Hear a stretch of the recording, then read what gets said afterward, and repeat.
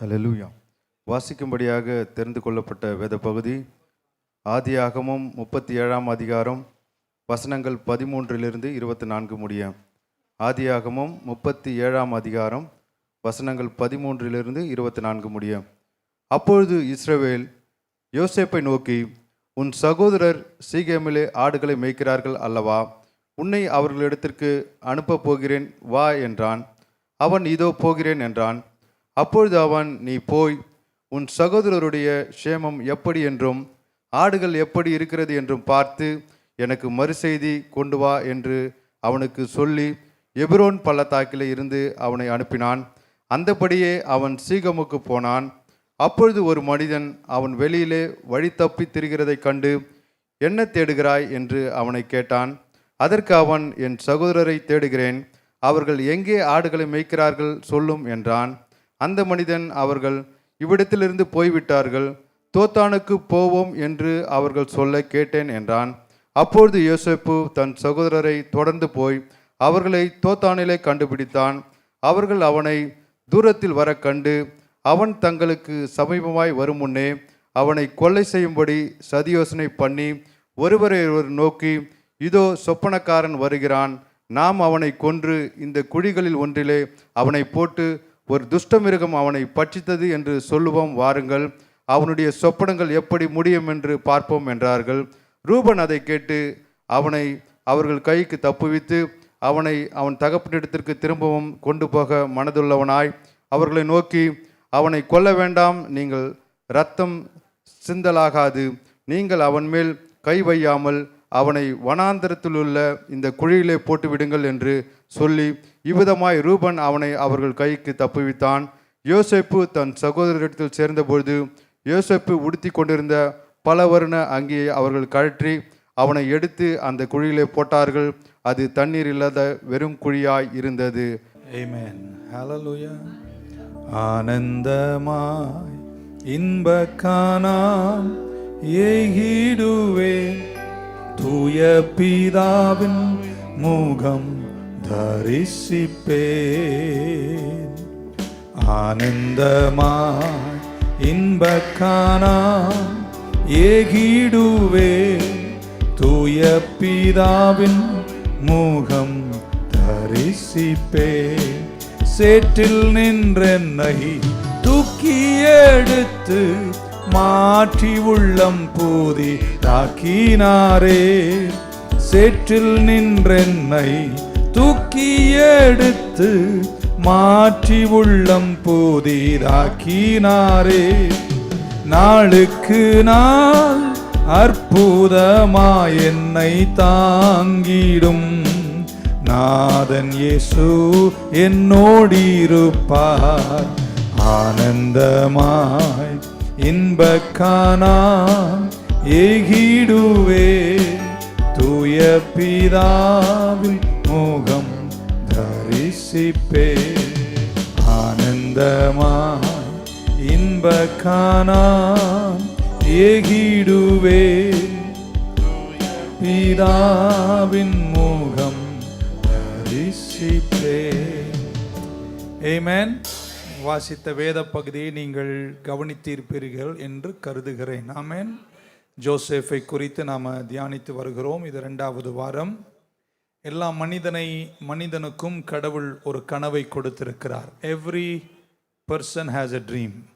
என் சத்தத்தின் கீழ் அமர்ந்திருக்கிற எல்லாரும் உங்கள் வலது கையை உயர்த்தினீங்கன்னா உங்களை பார்த்து இப்படி சொல்ல விரும்புகிறேன், உங்களுக்கு கடவுள் ஒரு கனவை கொடுத்திருக்கிறார். God has a dream for you. உங்களுக்கு ஒரு கரையையும் கர்த்தர் ஆயத்தம் பண்ணியிருக்கிறார். ஆனால் நாம் அங்கே சேர்றோமா இல்லையா என்பது நம்மை சார்ந்தது. ஆமென். நிறைய பேர் கனவுலேயே வாழ்ந்து விடுகிறார்கள், கரை சென்று சேர்வதில்லை. ஒரு மேஜர் ரீசன் நம்ம கரைக்கு சேராமல் கனவுகளிலேயே வாழ்ந்து மடிந்து போவதற்கு காரணம், அல்லது நம்முடைய கரையை நம்ம நிறைவேற்றாமல் வாழ்க்கையில் சாதிக்காமல் முடிந்து விடுவதற்கு காரணம், நான் இந்த யோசேப்பின் வாழ்க்கையை தியானிக்கும் போது நம்முடைய குணங்கள் தான் காரணம். ஆங்கிலத்தில் அதற்கு வார்த்தை கேரக்டர். நம்ம குணங்கள் தான் காரணம். குணங்களை கடவுள் சரிப்படுத்தலைன்னா கரையில் நின்று மகத்துவங்களை சுதந்திரிப்பது ரொம்ப கஷ்டம். இந்த செய்தியை 10 வாரம் கேட்கும்போது உங்களை நான் உற்சாகப்படுத்துவது, டெவலப் யுவர் கேரக்டர். நீங்க டெவலப் பண்ணலனா கர்த்தர் பண்ணுவார். ஆமென். நிறைய பேர் கரைக்கு சென்று சேருவதில்லை. ஏனென்றால் அந்த கரையில் நின்று ஜோசப் மகத்தான சேவைகளை செய்து ஒரு உயரத்தில் நிற்க வேண்டுமானால் அந்த கரையில் நிற்ப சப்போர்ட் பண்ற குணங்கள் அவனுக்கு உருவாயிருக்க வேண்டும். குணங்கள் இல்லாதவர்கள் ரொம்ப நாள் உயரத்தில் இருந்துவிட முடியாது. ஆகையால் உயரத்திற்கும் முன்னேற்றத்திற்கும் கரைக்கும் செல்லுகிறவர்கள் உங்களுடைய குணங்களை சரிப்படுத்தவும் கர்த்தர் அதை சரிப்படுத்தவும் நம்மை அர்ப்பணிப்போம். நிச்சயமாய் நம்புகிறேன், நீங்கள் கரையில் நிற்பீர்கள். 17வது வயதில் ஜோசப்புக்கு கனவு கொடுத்தார். 30வது வயதில் ஜோசப்பின் கனவின் கரைக்குள் பிரவேசிக்கிறார். அந்த கரைக்குள் 30 பிரவேசித்து உடனே அந்த கனவின் கரையில் நிறைவேற்ற வேண்டியதையெல்லாம் நிறைவேற்றினார் என்று சொல்ல முடியாது. 40வது வயதில் 39 40வது வயதில் தான் அவர் தம்முடைய கரையை நிறைவேற்றுகிறார். அந்த கரையில் சென்று பரவோனின் அரமனையில் ராஜரீகத்தில் கர்த்தர் அவனுக்கு கொடுத்த கனவின் கரையில் நின்று செயல்படுவதற்கு பல குணங்களின் பரீட்சைகளை யோசேப்பு ஜெயிக்க வேண்டியிருந்துச்சு. கவனமா நீங்க கேட்கணும். என்ன என்னுடைய குணங்களில், what is in my character that God is trying to develop or shape, என்னை எதற்காக வணைந்து உருவாக்கி கொண்டிருக்கிறார், என்ன அவர் என்னில் செய்ய விரும்புகிறார் என்பதை புரிந்து கொண்டுதான் 37ஆம் அதிகாரத்தினுடைய 13-24 வரைக்கும் நம்ம வாசித்திருக்கிறோம். முதல்ல 3 வார்த்தைகள் தான் நம்ம சண்டே மார்னிங் நம்ம பேசுகிறோம். முதலாவது, இந்த குழிக்கு நீங்கள் வருவதற்கு என்ன காரணம்? ஜோசப் ஏன் இந்த குழிக்கு வந்தான்? What is the reason or what brought you to this pit? இந்த குழிக்கு, இந்த வீழ்ச்சிக்கு என்ன காரணம்? ஏன் இந்த பொசிஷனுக்கு வந்தீங்க? ஏன் இந்த குழியில விழுந்தீங்க என்பது முதல் கேள்வி. ஞானமாய் நம்ம சிந்திக்கும் போது, ஆமென், நம்ம ஏதோ ஒன்று செஞ்சதுனால தான் இந்த குழிக்கு இல்லது இந்த நிலைமைக்கு நம்ம இருக்கிறோம் என்பதை புரிந்து கொள்ளுகிறவர்கள் இன்னைக்கு காலையில் இருப்பீங்கன்னு நினைக்கிறேன். நான் உங்களை தண்டிக்கவில்லை, கண்டம் பண்ணல, ஆக்கினைக்குள்ளாக்கவில்லை. ஆனால் குழியில, கஷ்டங்களில் வாழ்க்கை போகும்போது ஆத்தும பரீட்சை நம்ம எல்லாரும் செய்ய வேண்டும். There must be a soul searching. என்னை ஆராய்ந்து பாரும். வேதனை உண்டாக்கும் வழிகள் என்னிடத்தில் இருக்குமானால் என் குணங்களை சரியாக்கும் என்று கேட்கிற சிலர் இந்த சர்ச்சில் இருப்பீங்கன்னு நினைக்கிறேன். ஏன்னா நம்ம சபைக்கு வருவதும் இவ்வளோ பிரயாசப்படுவதும் ஏதோ வாழ்ந்து இட்லி சாப்பிட்டு சாவதற்கு அல்ல, கனவின் கரையில் நிற்போம் என்ற எதிர்பார்ப்போடு தான் வருகிறோம் என்று நான் நம்புகிறேன். ஆமென். ஜோசப் அந்த குழியில் இருக்கும்போது ஒரே ஒரு வார்த்தை சொல்லிடலாம், இது எதுக்கும் நான் எதுவும் பண்ணலை, இந்த குழியில் இன்னைக்கு நான் இருப்பதற்கு காரணம் என் சகோதரர்கள் தான் என்று ஈஸியாக குற்றத்தை சகோதரர் மேலே வைத்துட்டு அவன் போய்விடலாம். ஆனால் உங்களுக்கு போன வாரம் பேசின செய்தி ஞாபகம் இருக்கும். அந்த குழிக்கு செல்வதற்கு காரணமாக இருந்தது ஜோசப்பினுடைய பெருமை. ஒரு கஷ்டத்தில் போகும்போது, ஒரு குழி வழியாக போகும்போது யாரையாவது குற்றம் சொல்லிவிடுவது, பழி சொல்லிவிடுவது நமக்கு பிடிக்கும். என் தகப்பன் காரணம் அல்லது என் பெற்றோர் காரணம். நிறைய பேர் சொல்வதை கேட்டிருக்கேன், எங்கள் பெற்றோர் மட்டும் நல்லா இருந்தா நான் நல்லா இருந்திருப்பேன். வயசு 45 ஆயிடுச்சுல, போதும் சொன்னது. ஆமேன். எழுந்து வாழு. ஆமேன் சொல்ல மாட்டீங்களா? குற்றத்தை தாயோ தகப்பன் மேலேயோ சகோதரன் சகோதரி மேலேயோ சொல்வதை நிறுத்திவிட்டு பொறுப்பை எடுத்துக்கொண்டு குணங்களை உருவாக்கி கொண்டு கரைக்கு போவேன்னு சொல்றவங்க இருந்தா கரங்களை உயர்த்தி அலையிலே சொல்லுங்க பார்க்கலாம். நான் வாழுகிற சமுதாயமே ஒரு பிளேம் சொசைட்டி. யாரையாவது பழி சொல்லலாம் என்று நினைக்கக்கூடிய ஒரு காலகட்டத்தில் வாழ்ந்து கொண்டிருக்கிறோம். உங்களுக்கு நடந்த எதுவுமே உங்கள் வீழ்ச்சிக்கு காரணம் அல்ல, நடந்ததற்கு நீங்கள் எப்படி பிரதிபலித்தீர்கள் என்பதுதான் காரணம். ஆமீன். எப்படி ரியாக்ட் பண்ணீங்க என்பதுதான் இன்றைக்கு உங்கள் குழிக்கு காரணம். எத்தனை பேர் இன்னைக்கு காலையில் இந்த சத்தத்தை கேட்கும் போது ஒரு ஆத்தும பரீட்சை நான் செய்வேன்னு சொல்றவங்க மட்டும் ஒரு ஆமீன் சொல்ல மாட்டீங்களா? சகோதரர்கள் யோசேப்பை பகைத்தார்கள், உண்மைதான். ஆனால் ஏன் பகைத்தார்கள்? ஐ ரிப்பீட், சகோதரர்கள் யோசேப்பை பகைத்தார்கள். ஆனால் ஏன் பகைத்தார்கள்? நீங்க புரிஞ்சுக்கலாம். யோசேப்பின் சகோதரர்கள் ஆடு மேய்க்கிறாங்க. ஆமென். ஆனா ஆடு மேய்க்கிற இடத்துல 11 பேர் கூட அல்லது 10 பேர் கூட யார் இல்லை? ஜோசப் இல்லை. தகப்பன் அவரை அனுப்பி வைக்கிறார், போய் சகோதரரை பார்த்து விட்டு வா என்று. இறையியல் வல்லுனர்கள் நிறைய பேர் என்ன நம்புறாங்கன்னா, ஜோசப்புக்கும் தன் சகோதரர்களுக்கும் இடையில் மிகப்பெரிய வெறுப்புகள், கசப்புகள் இருந்திருக்கின்றன. அதனால தீங்கு ஜோசப்புக்கு வந்துடக்கூடாது என்றுதான் ஜோசப்பை தகப்பன் பிரித்து வைத்தார். சகோதரர்கள் கூட ஆடு மேய்ப்பதற்கு இந்த 17 வயது வாலிபனை அவர் என்ன செய்யவில்லை? அனுப்பவில்லை.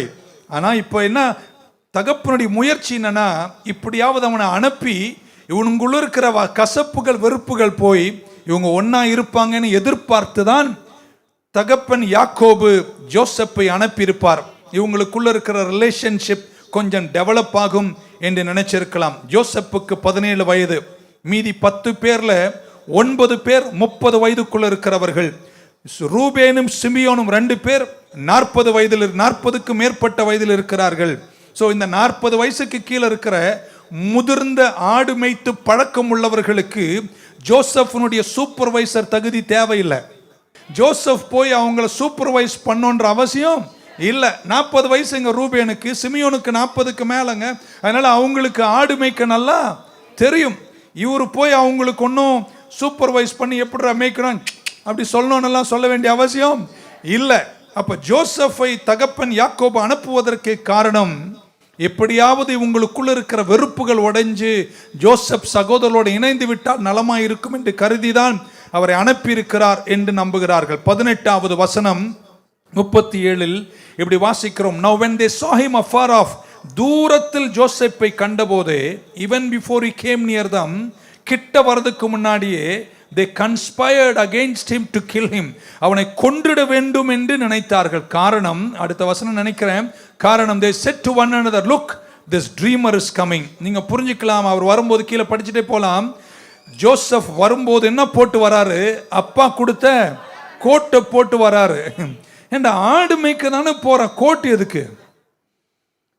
தகப்பன் கொடுத்த கிஃப்ட், தகப்பன் கொடுத்த பலவர்ணங்க அங்கி. நான் நினைக்கிறேன் ஜோசப்புக்கு இப்படி சொல்லாமா, எப்பெல்லாம் அவனுங்களை வெறுப்பேற்றுமோ அப்பெல்லாம் போட்டுப்பான்.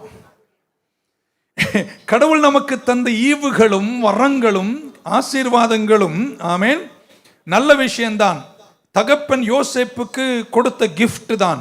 இந்த கிஃப்டை பற்றி, வரத்தை பற்றி, எனக்கு கொடுத்த ஊழிய அழைப்பை குறித்து, எனக்கு கொடுத்த அபிஷேகத்தை குறித்து, எனக்கு கொடுத்த வரங்களை குறித்து நான் எப்பவுமே பெருமை பாராட்டுவதை விட அப்பாவோடு இருக்கிற உறவை மேன்மை பாராட்டுவது நல்லது. இன்னைக்கு நான் இப்படி இருந்துட்டா பரவாயில்ல, என் வரங்கள்லாம் கொஞ்சம் அப்படி இப்படி பண்ணேன்னு வைங்களேன், கண்டிப்பா 10 சகோதரர்கள் எனக்கு விரோதமாக எழும்புவார்கள். ஏன்னா நம்ம ஒன்று புரிஞ்சுக்கணும், வரங்களை தரும்போது வரங்களை ரொம்ப அழட்டிக்கூடாது. இருக்கீங்கன்னு நினைக்கிறேன். வரங்களை யார் ரொம்ப அழட்டிக்கிறாங்களோ கண்டிப்பா அவங்களுக்கு பகைகளும் எழும்பும். அதனால நம்ம ஞானமாய் நடந்து கொண்டு கரை சேரும் வரைக்கும் குழிக்கு போகாமல் இருக்க வேண்டுமானால், வரங்களை கர்த்தர் தரும்போது, வரங்களை பயன்படுத்தும் போதும் வரங்களை ரொம்ப காட்டாம கொடுத்தவரை கொண்டாடி வாழ்ந்தாள். இருக்கீங்களாங்க? இன்னைக்கு என்னங்க பிரச்சனை? நம்ம எனக்கு ஒரு வரத்தை கொடுத்துட்டாரு, எனக்கு பாடும் வரத்தை கொடுத்துட்டாரு, சுகமாக்கும் வல்லமை கொடுத்துட்டாரு, தீர்க்கதரிசன வரத்தை கொடுத்துட்டாரு, அதுதான் இன்னைக்கு பெருசாக்கி கொண்டிருக்கிறோம். நான் இப்படி சொல்றேன், வரங்களுக்காக நன்றி, அதில் செயல்பட வேண்டும். ஆனால் அதை ஓரமா வச்சுட்டு தகப்பன் உறவை முன்படுத்தினாலே நிறைய விஷயங்கள் வெற்றி பெற முடியும். அல்லேலூயா சொல்ல மாட்டீங்களாங்க? அல்லேலூயா. ஏங்க, உங்க வரங்களுக்காய் கர்த்தருக்கு நன்றி. வரங்களை விட உறவை கொண்டாடினா நினைக்கிறேன் சபை கண்டிப்பாக எழுப்புதல் காணும் என்று நினைக்கிறேன். வரங்களுக்காய் நன்றி. அல்லேலூயா சொல்ல மாட்டீங்களா? நீங்க போட்டிருக்கிற கோட் எங்களுக்கு நல்லா, நீங்க தீர்க்கதரிசி அப்போஸ்தலர் என்று எங்களுக்கு நன்றாக தெரிகிறது. அதை விட நீங்க அதை கொண்டாடுவதை விட ஒன்றை கொண்டாடுங்கள், என் தகப்பனோடு இருக்கிற உறவை கொண்டாடுங்கள். ஆமீன் சொல்ல மாட்டீங்களா? இந்த பெருமை, இந்த நம்பிக்கையற்ற தன்மை, இந்த இன்செக்யூரிட்டி, இந்த இன்ஃபீரியாரிட்டி தான் யோசேப்புக்கு பிரச்சனை கொண்டு வந்தது. ஜோசப்னுடைய பிரைட், ஜோசப்னுடைய பெருமை, ஜோசப்னுடைய அரகன்ஸ், அதனுடைய விளைவு என்ன தெரியுமாங்க? பலவர்ண அங்கியை சகோதரர்கள் என்ன செய்தார்கள்? கிழித்தார்கள். கொஞ்சம் மாற்றி சொல்கிறேன், நல்லா ஆழமாக கேட்குறவங்களுக்கு இந்த செய்தி, கேட்காதவங்க தூங்குங்க. ஆமென். ஜோசப்னுடைய பெருமைனால ஜோசப் இழந்தது என்ன தெரியுமாங்க? தகப்பன் கொடுத்த ஈவை, தகப்பன் கொடுத்த கிஃப்டை ஜோசப் இழந்துட்டார். இருக்கீங்களாங்க?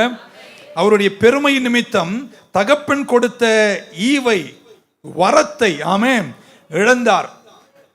மண்ணில் எழுதி நான் சிறந்தவன் என்று காண்பித்த நிறைய பேர் அடுத்த வந்த ஒரு காற்றில் இன்றைக்கு அவர்கள் பெயரும் இல்லை ஊழியம் இல்லை என்று மங்கி போய் இல்லாமல் போன சரித்திரத்தை கண்முன் பார்த்து கொண்டிருக்கிற இந்த காலத்தில் நம் சபையில விசுவாசிகள் ஊழியர்கள் உற்சாகப்படுத்துகிறேன், வரங்களை கொண்டாடுவதை விட தகப்பன் உறவை கொண்டாடுங்கள்.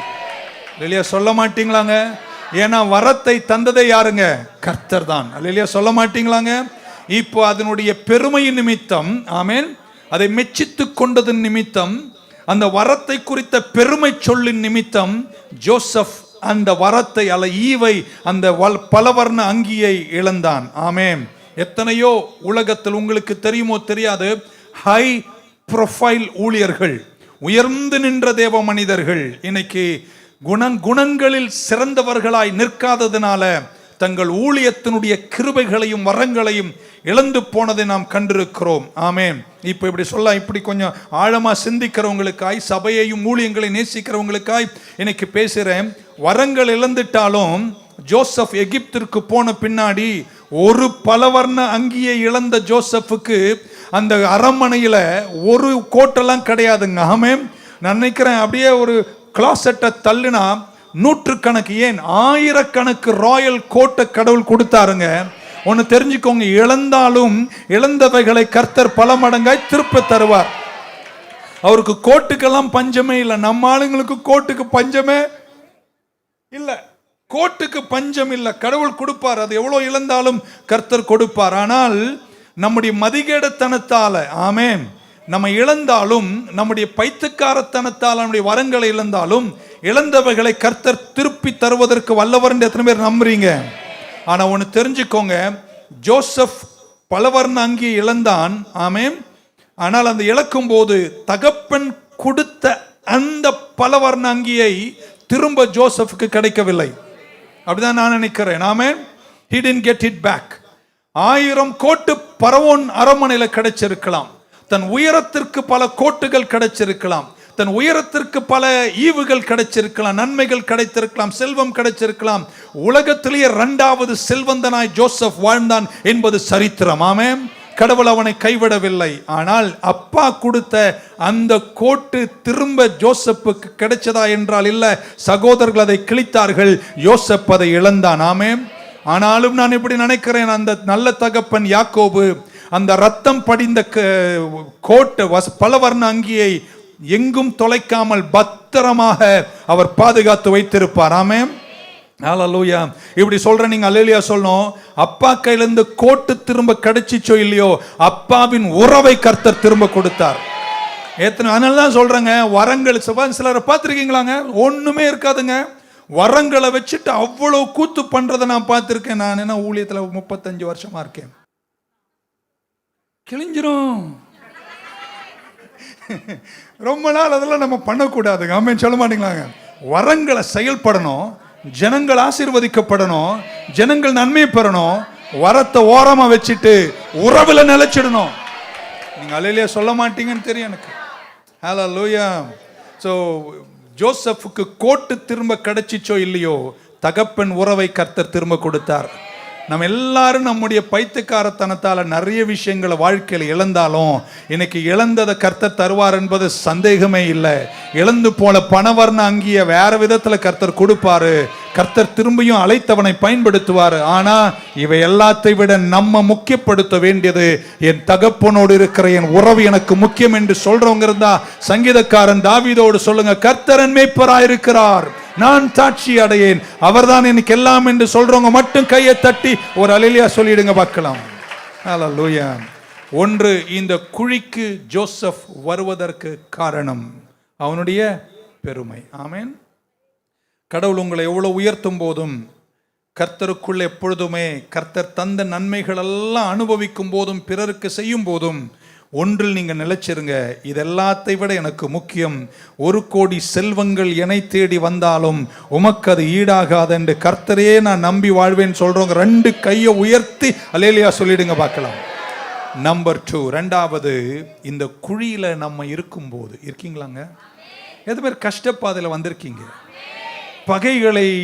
பகைகளை வாழ்க்கையில் சந்திச்சிருக்கீங்க? எத்தனை பேர் சகோதரனுடைய கோபத்தின் கீழே வாழ்ந்திருக்கீங்க?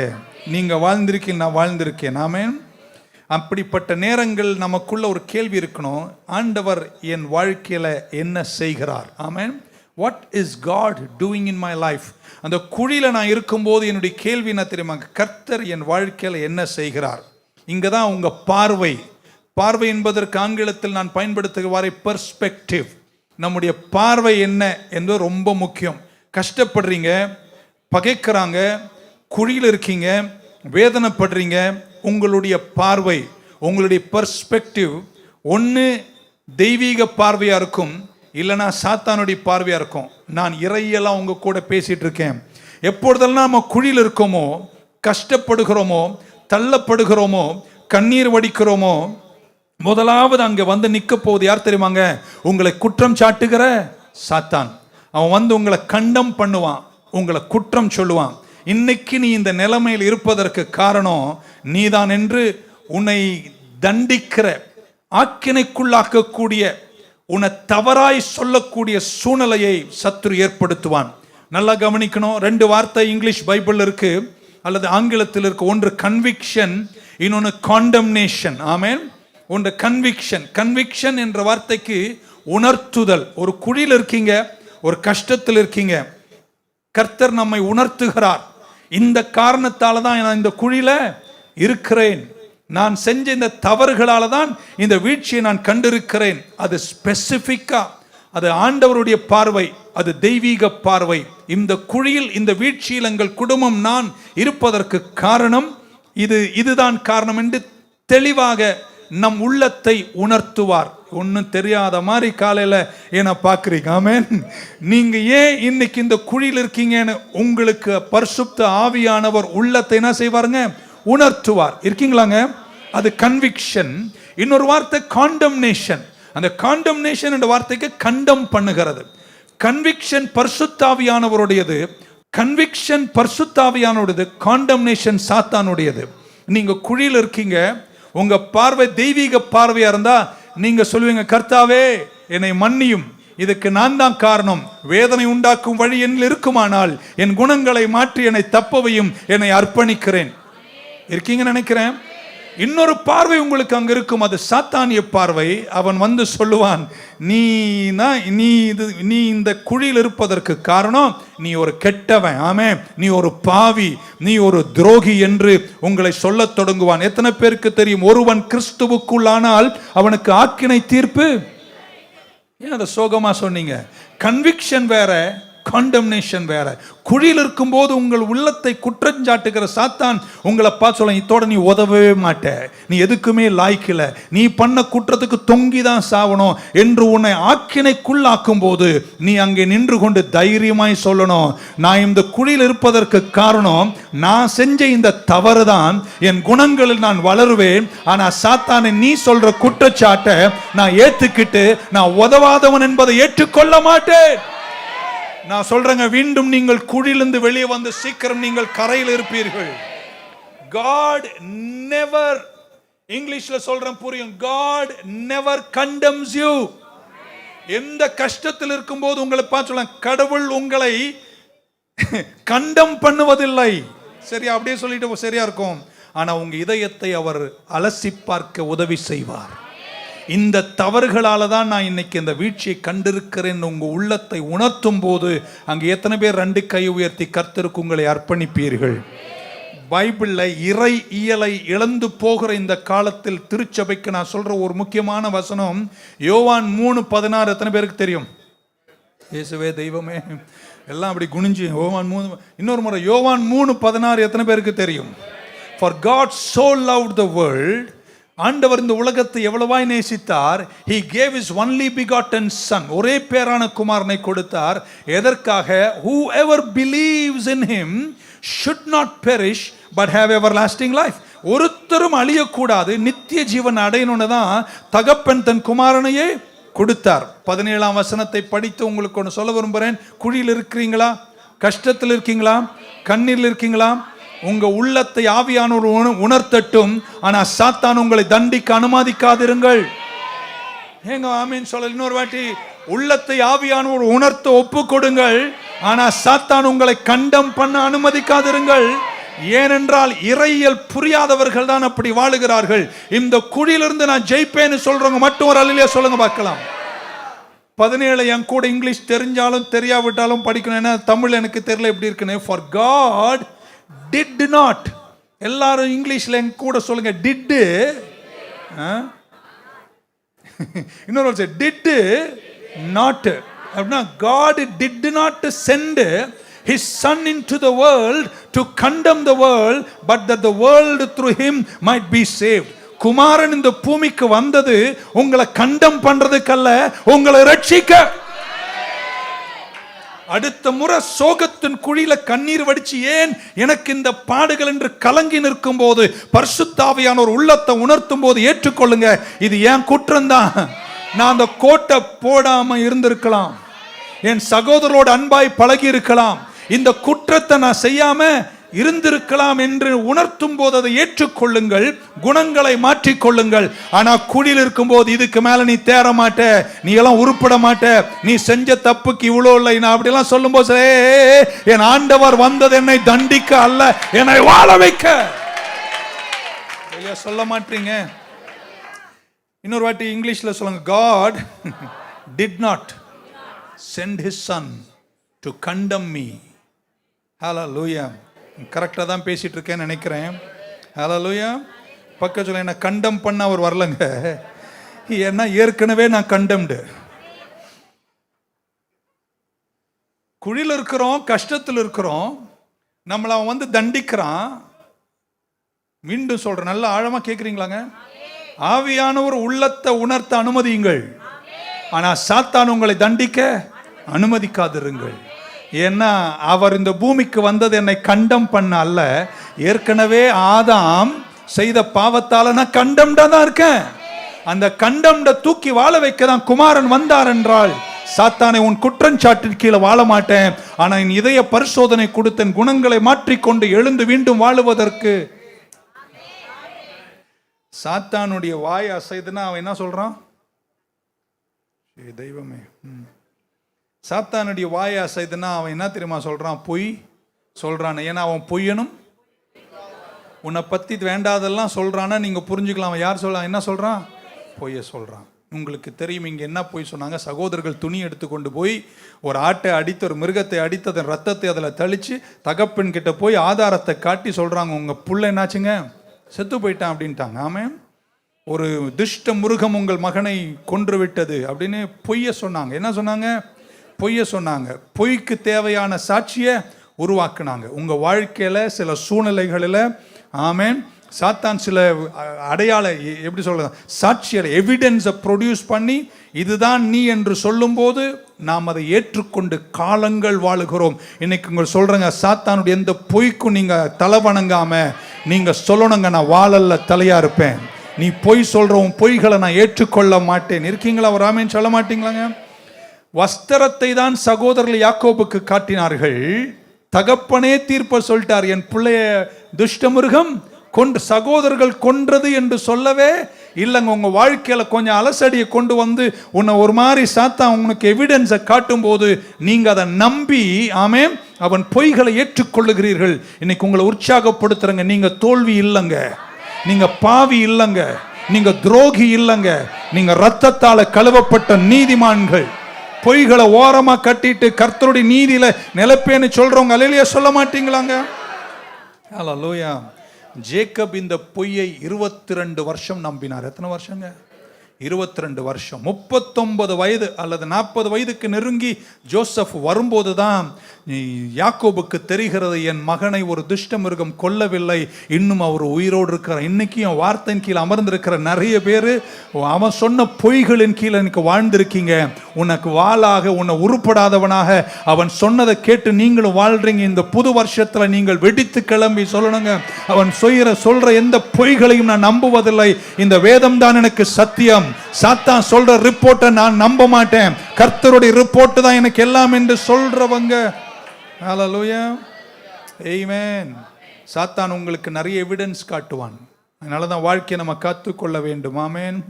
சொல்லணும், நமக்கு நேரம் இல்லை, கடந்து போகிறேன், ஏதாவது ஒன்று காமிச்சிட்டு இதுதான் உண்மைன்னு சொல்லுவாங்க. அது உண்மை இல்லை, அது பொய். ஆமென். ஹல்லேலூயா. சாத்தானுடைய பொய்யை பெற்றுக்கொண்டு சாத்தானுடைய பார்வையில் நீங்கள் குழியில் இருக்கக்கூடாது. நீங்கள் தேவனுடைய பார்வை பெற்றுதான் குழியில் இருக்க வேண்டும். ஒருவேளை உங்கள் வாழ்க்கை இன்னைக்கு ஏதேனும் குற்றத்தாலோ அல்லது பெருமையாலோ குழியில் இருந்தாலும் சாத்தானுடைய பார்வையை ஒதுக்கிட்டு தேவ பார்வை எடுத்துக்கொண்டு சங்கீதக்காரன் சொன்னது போல வேதனை உண்டாக்கும் வழி என்னில் இருக்குமானால் கர்த்தாவை எனக்கு மனம் இறங்கும் என்று கேட்டு கர்த்தருக்காக காத்திருங்கள். குணாதிசய திருப்பங்களை உனக்கு தந்து கொஞ்சம் தூரத்தில் நீ சேரமாட்டேன்னு நினைச்ச கரையில் உன்னை நிற்க வச்சு அழகு பார்க்க நான் ஆராதிக்கிற தெய்வம் நல்லவராய் இருப்பார். நல்ல ஒரு அலிலியா சொல்லிடுங்க. Number 3 and I will close. இவ்வளோ தூரம் பேசினது ஏதாவது புரிஞ்சதா? ஆமென். நம்பர் 3, எதற்கு இந்த குழியினுடைய நோக்கம் என்ன? What is the purpose of the pit? பக்க சொல்லுங்க, ஏன் இந்த சோதனைன்னு கேளுங்களேன். ஏன் இந்த சோதனை எனக்கு? தேவ பிள்ளைங்க தானே நீங்கள் எல்லாரும். நான் இப்படி நினைக்கிறேன், இன்னைக்கு எல்லா குழிக்கும் காரணம் நீங்க தேவனை நோக்கி சத்தமிட்டு கூப்பிட வேண்டும்.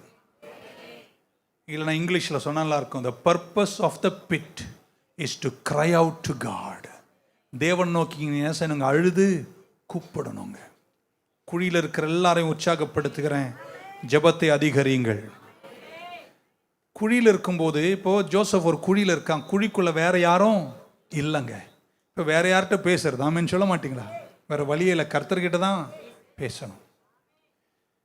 நான் நினைக்கிறேன் ஜோசப் கொஞ்சம் குழியில் முதல்ல போன உடனே சகோதரரை பற்றி தப்பாக நினச்சிட்டு பழியை சொல்லிக்கிட்டு இப்படிலாம் இருந்திருப்பாங்க. முதல்ல ஒரு சின்ன குழி, அதுலேருந்து தப்பிச்சு வெளியே வந்துடும் சீக்கிரமாக. ஏன்னா ஆழம் கம்மி பாருங்கள், சோதனையின் ஆழம். அதனால் சீக்கிரம் தப்பிச்சிட்டோம். இருக்கீங்களா அங்கே உயிரோட? சாதாரண குழியில் போயிருந்தீங்க, டக்குன்னு ஏந்து வெளியே போயிட்டீங்க.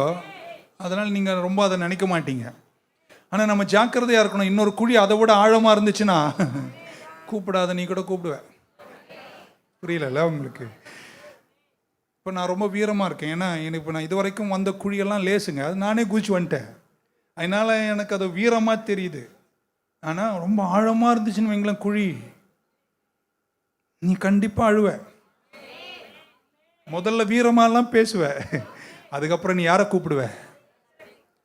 தப்பா எடுத்துக்காதீங்க, நல்ல இதயத்தோடு கூப்பிடாத நீ கூட கூப்பிடுவ. ஏன்னா மனித வேதனைக்கு அவ்வளோ ஆழம் இருக்குங்க. ஒரு சொல்ல மாட்டீங்களா? ஸோ குழியில் ஜோசப் நான் நினைக்கிற மாற்றத்தை கண்டிருப்பார். ஆமென். எத்தனை பேர் தேவன் எனக்கு வேணும்னு சொல்கிறவங்க மட்டும் ஆமென் சொல்லுங்க மக்கள். குழியில் நம்ம இருக்கும்போது கர்த்தரை நோக்கி அழணும். பைபிளில் ஒருத்தர் அழுதாரு, ஜோனா. ஜோனா குழியில் இருக்கிறாரு. 2ஆம் அதிகாரத்தின் யோனா 2ஆம் அதிகாரம் 1ஆம் வசனம். Then Jonah prayed to the Lord his God from the fish's belly. மீன் வயிற்றிலிருந்து கொண்டு யோனா தேவனை நோக்கி ஜெபித்தான். He says, I cried out to the Lord. I cried out to the Lord. ஆமென். நான் கர்த்தரை நோக்கி என்ன செய்தேன்? நான் அழுதேன்றார். cried out to the Lord because of my affliction. என்னுடைய கஷ்டத்து நிமித்தம் நான் கர்த்தரை நோக்கி என்ன செய்தாங்க? அழுது கூப்பிட்டேன்றார். இந்த காலங்களில் நம்ம கஷ்டத்தில் போறோன்னா குழிக்கு வர நோக்கமே என்ன தெரியுமாங்க? நீங்க அவரை கூப்பிடணும் தான். ஆமென். நீங்க அவரை கூப்பிடணும். சில துன்பங்கள் நல்லதுன்னு சொல்றவங்க மட்டும் அல்லேலூயா சொல்லுங்க பார்க்கலாம். நீங்க நிறைய பேர் கர்த்தர் பக்கம் திரும்பி இருக்கவே மாட்டீங்க. அந்த குழியால தாங்க நீங்க வந்திருக்கீங்க. ஹல்லேலூயா. ஸோ இப்படி நினைக்கலாமா? இன்னைக்கு மழையில கூட நீங்க வந்திருக்கீங்கன்னா குழி வழியா வந்தவங்க, வராதவங்கலாம் இன்னும் குழியே பார்க்காதவங்க. கவலைப்படாத, அடுத்த குழி வரும்போது மழை இல்லை புயல்ல கூட வருவேன். ஆமென். ஸோ அவர் சொல்ற, நான் குழியிலிருந்து உம்மை கூப்பிடுகிறேன். பழைய ஏற்பாட்டில் அந்த குழி என்ற வார்த்தைக்கு பயன்படுத்தப்பட்ட வார்த்தை ஷியோல். அந்த ஷியோல் என்ற வார்த்தையை நிறைய முறை டிரான்ஸ்லேட் பண்ணும்போது பிட் என்ற வார்த்தையோடு தான் டிரான்ஸ்லேட் பண்ணியிருக்கு. ஸோ நம்மை குழியிலிருந்து தூக்கி எடுக்கிற தெய்வம். ஜோசப் குழிக்கு போன உடனே நம்ம முதல்ல இப்படி சொல்லியிருப்பாரு, எல்லாம் என் சகோதரங்க தான், எல்லாம் அவன் தான், எல்லாம் இவன் தான், எல்லாத்துக்கும் யாரையாவது பழி சொல்வது. கொஞ்ச நேரம் குழியில் இருந்ததுக்கு அப்புறம் ஜோசப் இப்படி நினைச்சிருப்பான், ஆமா சகோதரங்கள் தான் காரணம், ஆனா அந்த கோட்டை போடாம இருந்திருக்கலாம். இருக்கீங்களாங்க? சகோதரருடைய தப்பால தான் நீங்க வந்திருக்கேன், ஆனாலும் அவனுங்களை நான் வெறுப்பேத்தாம அப்படின்னு குற்றத்தை கொஞ்சம் உணர்கிறான். இன்னும் ஒரு 2 ஹவர் குழியில் இருந்ததுக்கு அப்புறம் அவன் என்ன தெரியுமா சொல்லுவா, யார் குற்றம் இல்லை ஆண்டவரே, எல்லாம் என் குற்றம் தான், என்னை இருக்கீங்களாங்க உயிரோட?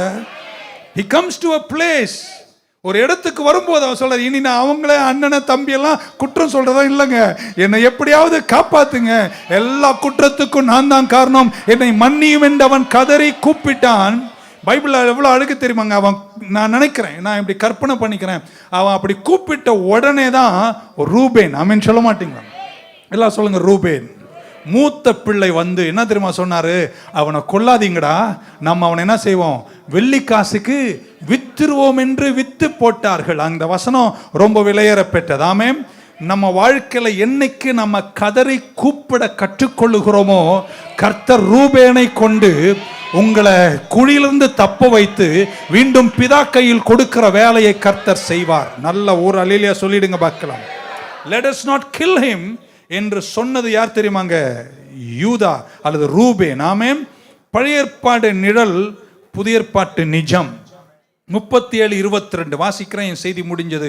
ஆழமா கேட்டவங்களுக்கு புரியன, நேரம் நமக்கு இல்லை. 37:22 இப்படி படிக்கிறேன். படிக்கும் போதே தமிழ் சொல்றேன். ரூபேன் said to them, ரூபேன் முதல் பிறந்தவன் ரூபன். ஆமென். ரூபனுக்கு தாங்க பல வர்ணம் அங்கி கொடுத்துருக்கணும். இருக்கீங்களாங்க? அவர் தாங்க மூத்த பிள்ளை. ஆனா அவருக்கு கொடுக்கல. அவர் சொன்னார், shed no blood, அவனை கொல்ல வேணாம், ரத்தம் சிந்தாதீங்க, cast him into the pit which is in the wilderness and do not lay a hand on him that he might deliver him out of their hands. அவங்க கையிலிருந்து தப்புவித்து and bring him back to his father. அல்லேலூயா சொல்ல மாட்டீங்களா?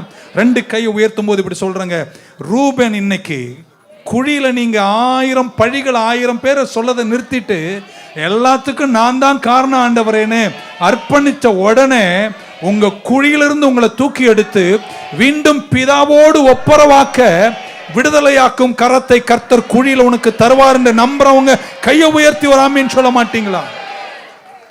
பைபிள்ல கொலோசியரின் புஸ்தகம் சொல்லுகிறது, amen, Jesus is the first born among many brethren.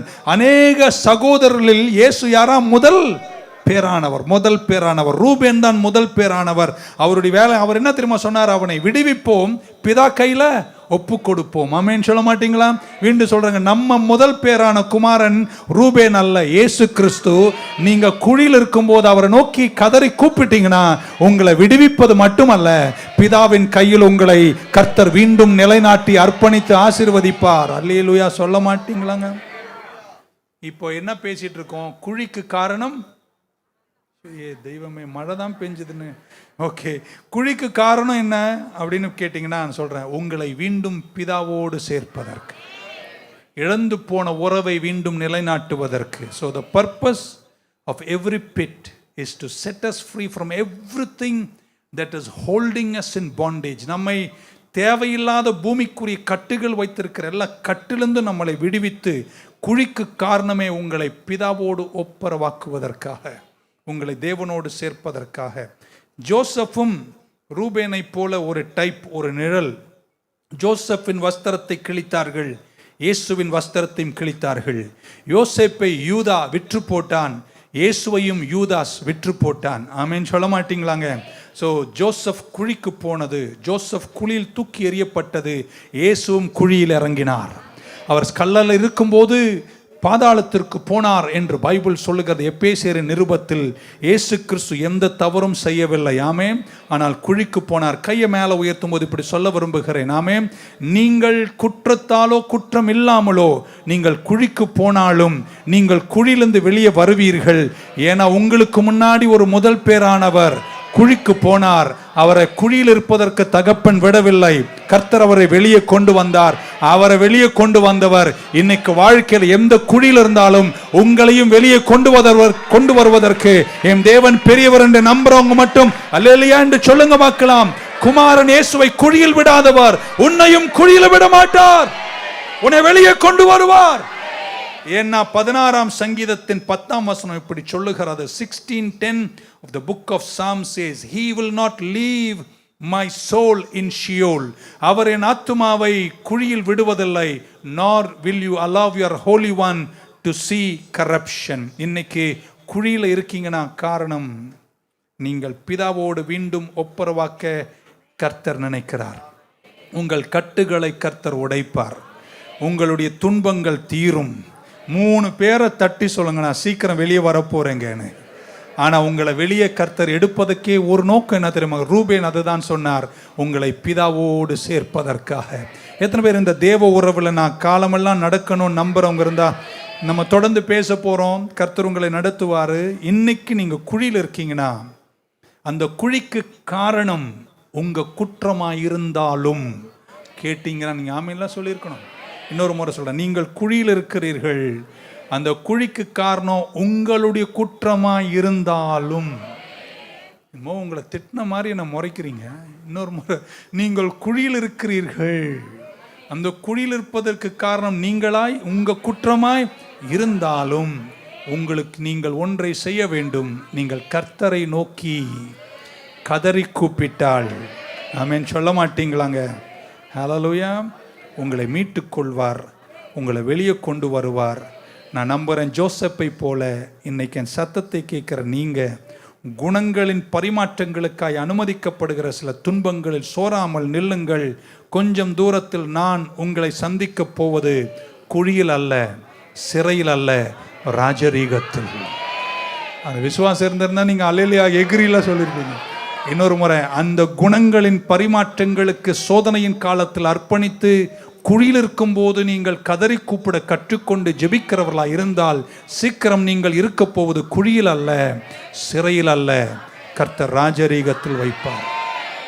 ஒரு கோட்டை தானே இழந்தீங்க, ஆயிரக்கணக்கான கோட்டை தருவார். எல்லா கோட்டை விட, அவர் தந்த ஈவுகளை விட, அவர் தந்த ஆசீர்வாதத்தை விட அவரோடு இருப்பது தான் எனக்கு உள்ளத்தின் ஏக்கம் என்று சொல்லுகிற சிலர் இந்த சர்ச்சில் இருந்தா, வரங்கள் வரட்டும், வரங்கள் போகட்டும், ஈவுகள் வரட்டும், ஈவுகள் போகட்டும், நன்மைகள் வரட்டும், நன்மைகள் போகட்டும், செல்வங்கள் வரட்டும், செல்வங்கள் போகட்டும், அவைகளுக்காய் கர்த்தருக்கு நன்றி சொல்வேன். அதை விட எனக்கு முக்கியம் என் பிதாவோடு வாழுகிற என் உறவென்று சொல்ற 5 பேர் இந்த சர்ச்சில் இருந்தா தலைமையில கையை தட்டி 3 முறை அல்லேலூயா என்று சொல்லுங்க பார்க்கலாம். More than the money, more than the position, more than the influence, more than anything, it is my relationship with my Father. எழுந்து நிற்கலாமா? உம்மோடு இருப்பதுதான் என் உள்ளத்தின் வாஞ்சை என்று ஒரு அடி மட்டும் பாடிட்டு ஜெபிக்கிறேன். கர்த்தர் உங்களை இந்த நாளில் நடத்தி காத்துக் கொள்வாராக. உம்மோடு இருப்பதுதான் என் உள்ளத்தின் வாஞ்சையா, உம் சித்தம் செய்வதுதான் எங்கள் இதயத்தின் ஏக்கமையா. இந்த நேரம் எல்லாரும் கண்களை மூடி 2 கரங்களையும் மேலே உயர்த்தி, every eyes closed, every hands lifted up. ஏனோ இந்த குழியில் நான் போகிறேன். ஒருவேளை நீங்கள் குற்றம் உங்களுடையதாக இருக்கலாம், அல்லது குற்றம் உங்களுடையது இல்லாமலாம் இருக்கலாம். But I am going through a hard time. அப்படிப்பட்டவங்கெல்லாம் கையை உயர்த்துங்க. நான் கஷ்டத்தில் போயிட்டுருக்கேன்ப்பா, பாஸ்டர் எனக்காக ஜெபம் பண்ணுங்க. நான் போகிற பாதை யாருக்கும் புரியாது. சில குற்றங்கள் என்னுடையது, என் பெருமை, என்னுடைய அரகன்ஸ், நான் நடந்து கொண்ட விதங்கள், நான் செய்த சில தவறுகள். ஆனால் இன்னைக்கு எல்லாத்தை விட எனக்கு ஒன்று தெரியும், உம்மை நோக்கி கூப்பிடணும்னு நீங்கள் நினைக்கிறீங்க. ஜோனா ஆண்டவர் நினைவேக்கு போ சொன்னார். அவன் எங்கே போனாங்க? தர்ஷீஷ்க்கு போனான். குழிக்கு யோனா போவதற்கு காரணம் யாரும் அல்ல, யோனா தான் காரணம். மீண்டும் சொல்றாங்க, யோனா பாதாளத்துக்கு போய் கர்த்தாவேன்னு கூப்பிடுவதற்கு காரணம் கர்த்தர் அல்ல, யோனா தான் காரணம். ஆனா குழியில் இருந்த போது யோனா கர்த்தரை நோக்கி அபயமிட்டான், சத்தமிட்டு கதறி கூப்பிட்டான், என்னை விடுதலை செய்யும் என்று கேட்டான். இன்னைக்கு எந்த குழியில் நீங்க இருந்தாலும் விடுவிக்கிற கரம் இன்னைக்கு உங்களை மீண்டும் தூக்கி எடுத்து உங்களை பிதாவோடு ஒப்புரவாக்குகிற தெய்வீக தன்மைகளை கொண்டு வருகிறார். அவரோடு இருப்பேன்னு சொல்றவங்க கை 2 உயர்த்தி, உம்மோடு இருப்பதுதான் என் உள்ளத்தின் வாஞ்சையா, உம் சித்தம் செய்வதுதான் எங்கள் இதயத்தின் ஏக்கமையா. சத்தத்தை உயர்த்தி, ஏசையா உம்மைத்தானே என் முன்னே நிறுத்தியுள்ளே, ஏசையா உம்மைத்தானே என் முன்னே நிறுத்தியுள்ளேன்.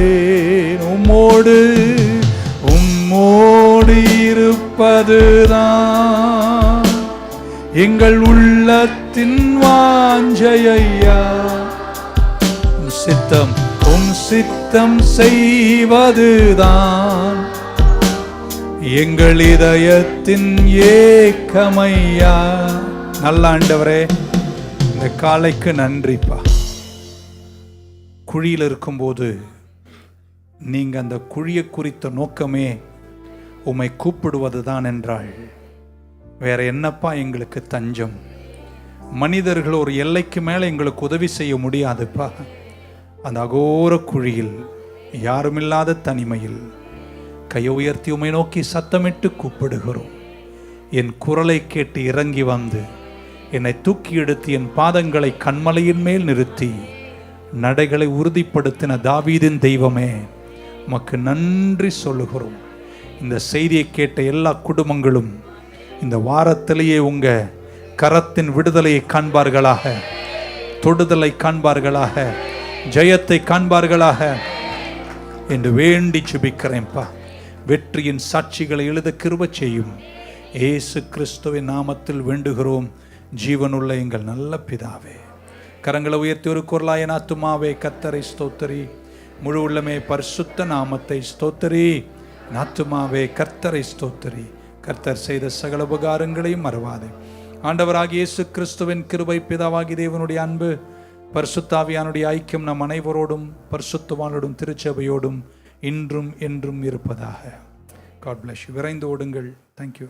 ஆனந்தமாய் இன்பக்கானாம் ஏகிடுவேன், தூய பிதாவின் முகம் தரிசிப்பேன். ஆனந்தமாய் இன்பக்கானாம் ஏகிடுவேன், தூய பிதாவின் முகம் தரிசிப்பேன். சேற்றில் நின்றென்னை தூக்கி எடுத்து மாற்றி உள்ளம் பூதி தாக்கினாரே. சேற்றில் நின்றென்னை தூக்கி எடுத்து மாற்றி உள்ளம் பூதி தாக்கினாரே. நாளுக்கு நாள் அற்புதமாய் என்னை தாங்கிடும் நாதன் இயேசு என்னோடிருப்பார். ஆனந்தமாய் இன்பக்கானாம் ஏகிடுவே, தூய பிதாவின் முகம் தரிசிப்பே. ஆனந்தமாய் இன்பக்கானாம் ஏகிடுவே, பிதாவின் முகம் தரிசிப்பே.